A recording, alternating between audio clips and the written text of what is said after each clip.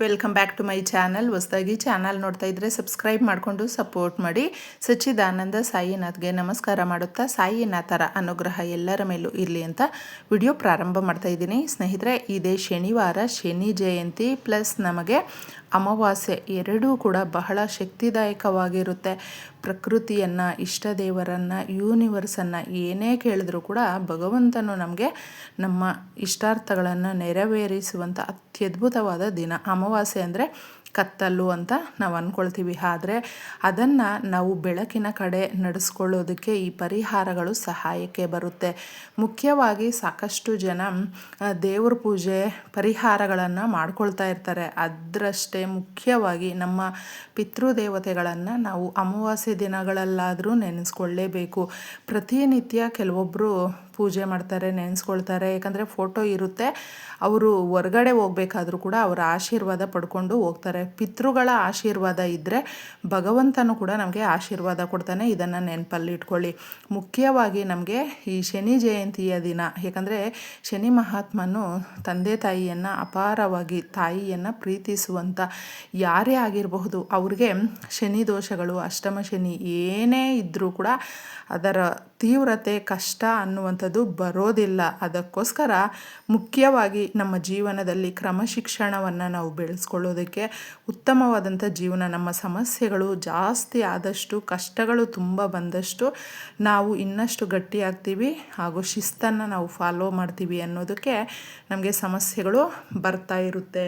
ಶನಿವಾರ ನೋಡಿ ಎಷ್ಟೊಂದು ವಿಶೇಷತೆಯಿಂದ ಕೂಡಿ ಬಂದಿದೆ. ಈ ದಿನ ಮಿಸ್ ಮಾಡ್ಕೊಳ್ಳೋದಕ್ಕೆ ಹೋಗಬೇಡಿ.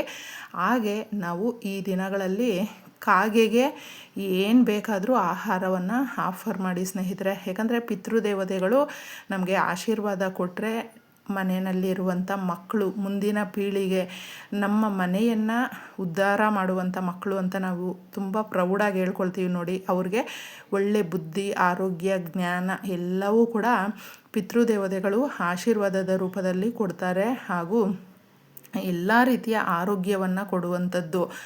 ಹಾಗೂ ಮುಖ್ಯವಾಗಿ ನಾವು ಯಾವುದೇ ರೀತಿಯಾದಂಥ ಕಷ್ಟಗಳಿಗೆ ಪದೇ ಪದೇ ಗುರಿಯಾಗೋದಿಲ್ಲ. ತುಂಬ ಚೆನ್ನಾಗಿ ಜೀವನ ನಡ್ಕೊಂಡು ಹೋಗೋದಕ್ಕೆ ಆಶೀರ್ವಾದ ಅನ್ನುವಂಥದ್ದು ಮುಖ್ಯವಾಗಿರುತ್ತೆ. ಈ ದಿನ ನೀವು ಯಾವುದೇ ರೀತಿಯಾದಂಥ ಎಣ್ಣೆ ಪದಾರ್ಥಗಳು, ಕಬ್ಬಿಣದ ವಸ್ತುಗಳು, ಶಾರ್ಪ್ ವಸ್ತುಗಳು, ವುಡನ್ ವಸ್ತುಗಳು ಇವುಗಳನ್ನು ತಗೊಂಡು ಬರಬೇಡಿ. ಶನಿ ಜಯಂತಿಯ ದಿನ ನಾವು ಶನಿ ಮಹಾತ್ಮನನ್ನು ಪೂಜಿಸುವಂಥದ್ದು ಬಹಳ ಮುಖ್ಯವಾಗಿರುತ್ತೆ. ಯಾರಿಗೆಲ್ಲ ಒಂದು ಶನಿ ದೋಷಗಳಿರುತ್ತೆ ನೋಡಿ, ಅಂತಹವರು ಹೋಗಿ ನವಗ್ರಹಗಳ ದೇವಸ್ಥಾನದಲ್ಲಿ ಪೂಜೆ ಮಾಡ್ಕೊಂಡು ಬರಬಹುದು. ಶನಿ ಮಹಾತ್ಮನ ದೇವಸ್ಥಾನದಲ್ಲಿ ಎಳ್ಳೆಣ್ಣೆಯಿಂದ ದೀಪಾರಾಧನೆ ಮಾಡ್ಕೊಂಡು ಬರಬಹುದು. ಎಳ್ಳೆಣ್ಣೆಯನ್ನು ದೇವಸ್ಥಾನಕ್ಕೆ ಕೊಟ್ಟು ಬರಬಹುದು. ಈ ಥರ ನೀವು ಮಾಡಿಕೊಂಡ್ರೆ ಸಮಸ್ಯೆಗಳನ್ನು ಅರ್ಧಕ್ಕೆ ಅರ್ಧ ಕಡಿಮೆ ಮಾಡ್ಕೊಳ್ಬಹುದು.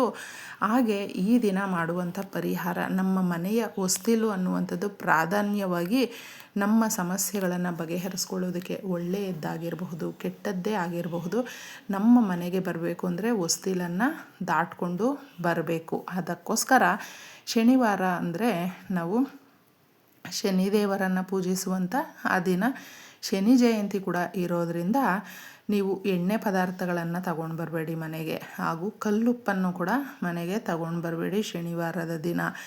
ಈ ದಿನ ನೀವು ಮಾಡುವಂಥ ಪರಿಹಾರ ಮಾತ್ರ ತುಂಬ ಸ್ಟ್ರಾಂಗ್ ಆಗಿರುತ್ತೆ. ಅದನ್ನು ಮಾಡಿಕೊಂಡ್ರೆ ನಮ್ಮ ಸಮಸ್ಯೆಗಳನ್ನು ನಾವು ಬಗೆಹರಿಸ್ಕೊಳ್ಬಹುದು ಸ್ನೇಹಿತರೆ.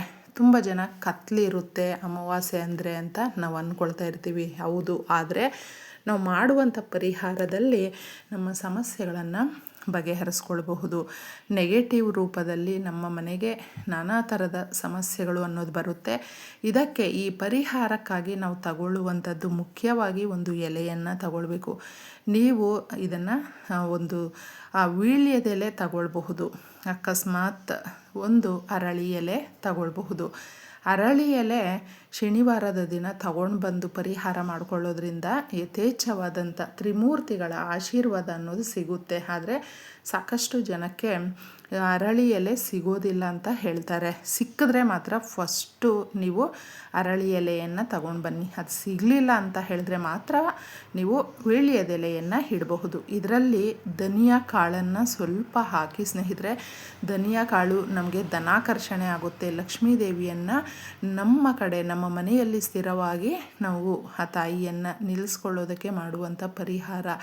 ಕಲ್ಲುಪ್ಪು ಯಾವ ಜಾಗದಲ್ಲಿರುತ್ತೋ ನೆಗೆಟಿವ್ ಎನರ್ಜಿಯನ್ನು ಕಡಿಮೆ ಮಾಡುತ್ತೆ. ಮನೆಯಲ್ಲಿ ಇರುವಂಥದ್ದು ನಮ್ಮ ಮನೆ ಒಳಗಡೆ ಬರುವಂಥ ಕಷ್ಟಗಳನ್ನು ತಡೆದು ನಿಲ್ಲಿಸುತ್ತೆ. ಕಲ್ಲುಪ್ಪನ್ನು ತಗೊಳ್ಳಿ. ಲವಂಗಗಳು ನಮಗೆ ನಿಂತಿರುವ ಹಣಕಾಸು ಯಾವುದಿರುತ್ತೋ ಅದನ್ನು ಸರಾಗವಾಗಿ ಬರುವಂತೆ ಮಾಡುತ್ತೆ. ಸಾಲ ಪಡ್ಕೊಂಡಿದ್ರೆ ಅವುಗಳನ್ನು ತೀರಿಸೋದಕ್ಕೆ ದಾರಿಯನ್ನು ತೋರಿಸುತ್ತೆ. ಅಥವಾ ನಾವು ಸಾಲ ಕೊಟ್ಟಿದ್ದರೆ ಅದು ವಾಪಸ್ ಬರಬೇಕು ಅನ್ನೋದಕ್ಕೆ ಈ ಒಂದು ಮಾರ್ಗಗಳನ್ನು ತೋರಿಸುವಂಥದ್ದು, ಆದಾಯದ ಮಾರ್ಗಗಳನ್ನು ತೋರಿಸುವಂಥದ್ದು. ನಿಂತಿರುವ ಕೆಲಸಗಳು ಯಾವುದೇ ಥರ ಇರಬಹುದು, ಎಷ್ಟೇ ಸಮಸ್ಯೆ ಇರಬಹುದು, ಅವುಗಳನ್ನು ಬಗೆಹರಿಸ್ಕೊಳ್ಳೋದಕ್ಕೆ ಲವಂಗಗಳು ಸಹಾಯ ಮಾಡುತ್ತೆ. ಅರಿಶಿಣ ಕುಂಕುಮವನ್ನು ಸ್ವಲ್ಪ ತಗೊಳ್ಳಿ. ಅರಿಶಿಣ ಕುಂಕುಮ ಅನ್ನುವಂಥದ್ದು ಶುಭ ಕಾರ್ಯಗಳನ್ನು, ನಾವು ಶುಭ ಸಮಾಚಾರಗಳನ್ನು, ನಮ್ಮ ಮನೆಯಲ್ಲಿ ಮಂಗಳಕರವಾದ ಕಾರ್ಯಗಳನ್ನು ಮಾಡೋದಕ್ಕೆ ಸಹಾಯವನ್ನು ಮಾಡುತ್ತೆ. ಧನಿಯಾ ಕಾಳು, ಅರಿಶಿಣ ಕುಂಕುಮ ಹಾಗೂ ಕಲ್ಲುಪ್ಪು, ಲವಂಗ ಇಷ್ಟನ್ನು ಇದರಲ್ಲಿ ನೀವು ಹಾಕೋದಕ್ಕೆ ಮರಿಬೇಡಿ.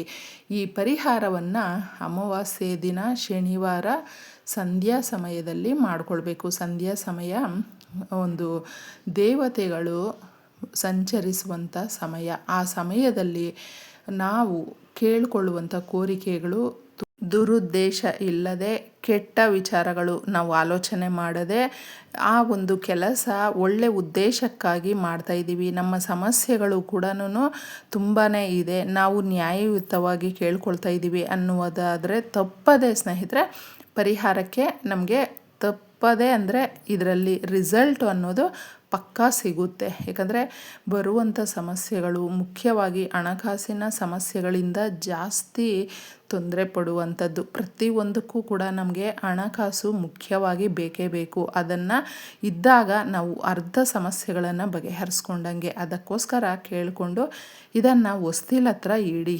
ಈ ಥರ ಇಟ್ಟು ರಾತ್ರಿ ಪೂರ್ತಿ ಬಿಟ್ಬಿಡಬೇಕು.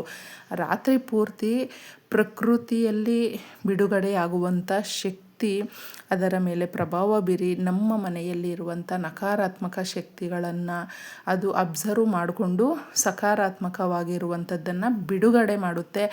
ಆಗ ನಾವು ಉತ್ತಮವಾದಂಥ ಆರೋಗ್ಯ, ಆಲೋಚನೆ ಹಾಗೂ ನಮಗೆ ಅನುಕೂಲ ಅನ್ನುವಂಥದ್ದು ಮಾಡಿಕೊಡುತ್ತೆ. ಇದು ಮಾರನೇ ದಿನ ಇದನ್ನು ನೀಟಾಗಿ ಒಂದು ಕವರಲ್ಲಿ ಹಾಕ್ಕೊಂಡೋಗಿ ಇದನ್ನು ನಾವು ಬಿಡಬೇಕಾದ್ರೂ ಕೂಡ ಕ್ಲೀನಾಗಿ ಯಾರೂ ತುಳಿದೇ ಇರುವ ಕಡೆ ಹಾಕ್ಬಿಟ್ಟು ಬಂದಾಗ ಮಾತ್ರ ನಾವು ಮಾಡಿದಂಥ ಪರಿಹಾರಕ್ಕೆ ಒಳ್ಳೆ ರಿಸಲ್ಟ್ ಅನ್ನೋದು ಸಿಗುತ್ತೆ. ಯಾರಾದರೂ ತುಳಿದ್ರು ಮತ್ತು ನಾವು ಆ ಕಷ್ಟಕ್ಕೆ ಅಂತ ಮಾಡಿರ್ತೀವಿ ನೋಡಿ, ಅದು ಕಷ್ಟ ಜಾಸ್ತಿ ಆಗಿಬಿಡುತ್ತೆ. ಅದಕ್ಕೆ ನೋಡಿಕೊಂಡು ಹಾಕ್ಬಿಟ್ಟು ಬನ್ನಿ. ಇಷ್ಟೇ ಸುಲಭವಾಗಿ.